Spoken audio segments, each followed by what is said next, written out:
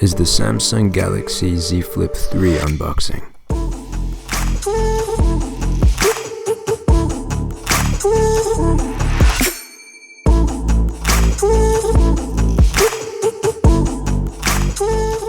So a very similar setup to the Z Fold 3. This comes without a power brick in the box, and by the way, if you want to go check out my Z Fold 3 unboxing, that is in the top right corner. But first thing at the top of the box is the Z Flip 3 itself, and it's feeling pretty nice, pretty sturdy. It's a high quality build, metal and glass, and it comes in at 183 grams, so a pretty decent weight too. But other than that, in the box we get this little container here with the legal documents and a USB-C to USB-C cable, which is a little bit inconvenient considering most people don't have USB-C power bricks.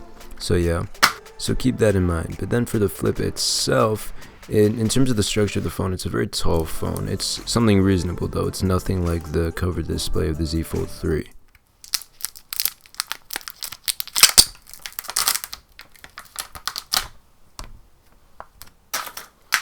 And then it comes in this incredibly sleek matte black color. And then in terms of the design, it is one of my favorite design phones of the year. I love the matte black bottom and then that little glass top, which is then used to store the display, and then the way the camera bump protrudes from it is just overall a very nice design. But then for the first Flip, quoting my Fold 3 first impressions, it's feeling pretty nice and the hinge is very sturdy. You can definitely tell that this is a high quality phone used with, there's obviously a lot of work being put in the hinge and the manufacturing and the build quality of this phone, the hinge being one of the priorities.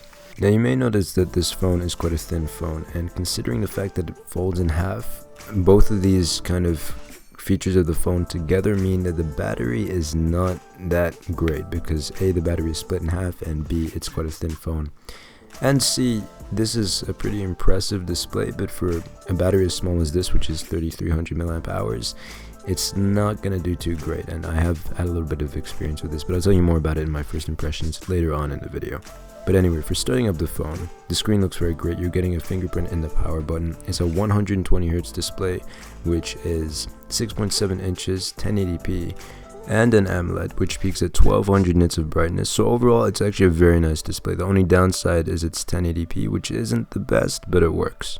But definitely excited to see the 120Hz there.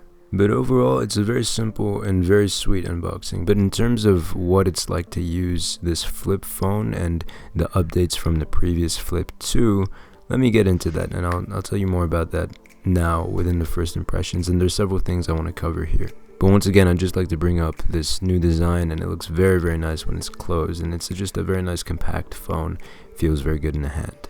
Now, in terms of this phone's position in the market in general as a flip phone, and how it performs as a flip phone, I think it's a pretty interesting thing to look at because it's a very new concept, and for some people you could argue that it is absolutely pointless. And before the Flip 3, I definitely would have never been able to recommend this phone to anyone when it was the original Flip, because it was a higher price for a phone that A, took a lot of compromises and didn't really actually offer any more function, even though it folded, because it was a flip phone. I mean, some people would argue that it saves space, but let's be real, it doesn't does it? Maybe a little bit, but it's not an extra $200, $300 worth of money. But the great thing is this year, the compromises are less, the design is great, generally it's a very nice phone. There are some compromises and I'll go deeper about them in my actual full review, so stay tuned for that.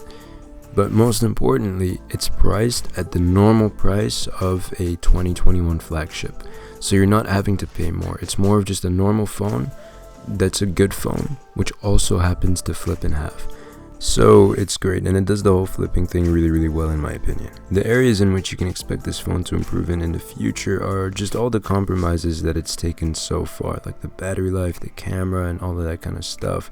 In general, just keeping up to date with phones and kind of improving the functionality of having a flip phone. So these are the areas we're going to see in the future with future phones, and this is just me kind of diving deep into the idea of even having a flip phone.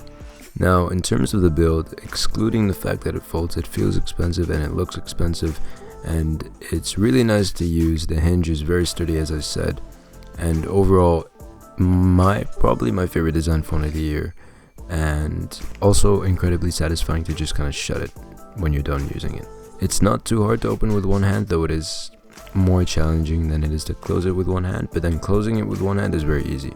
But overall, this is a phone that can be used with one hand, more or less, though it is quite tall, so reaching to the top isn't the easiest. But most phones nowadays have a UI which allows you to not have to reach to the top that often, so it's not much of a problem. Also, in terms of the build, you're getting IPX8 water resistance. This doesn't include any dust resistance, and that's because any sort of dust, sand, anything getting inside this phone is very dangerous, and it's a reason why you can't take this phone to the beach, which makes it a little bit harder to recommend. But I'll explain more why as to it can protect itself from water but not from dust in my review. But the water resistance is very high, equivalent to the rest of the phones in the industry at the moment. But as we're on the build, a big new feature of the build is that cover display on the front of the phone. It's a very small display, 1.9 inches to be exact. It's an AMOLED cover display, and it's useful because it shows notifications, time, it's an always on display. You can set a timer, you can record a voice note, things like that, just very quick access, and it does it very well, and I really like it. I think it's the right size. For me, I don't think it needs to be bigger, because it would kind of defeat the purpose of the flip phone. It's not like the Fold, but it's not too small either.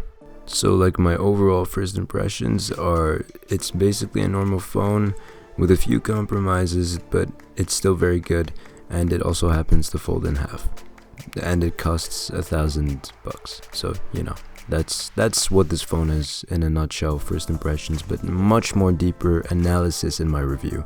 So I'm just gonna keep on kind of promoting that review, and to do that you should subscribe.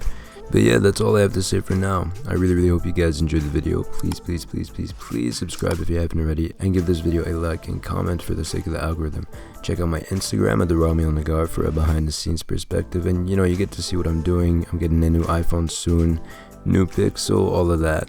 So go check that out. Anyway, I hope you guys enjoyed the video. Thanks for watching, and I will see you in the next one. Salam.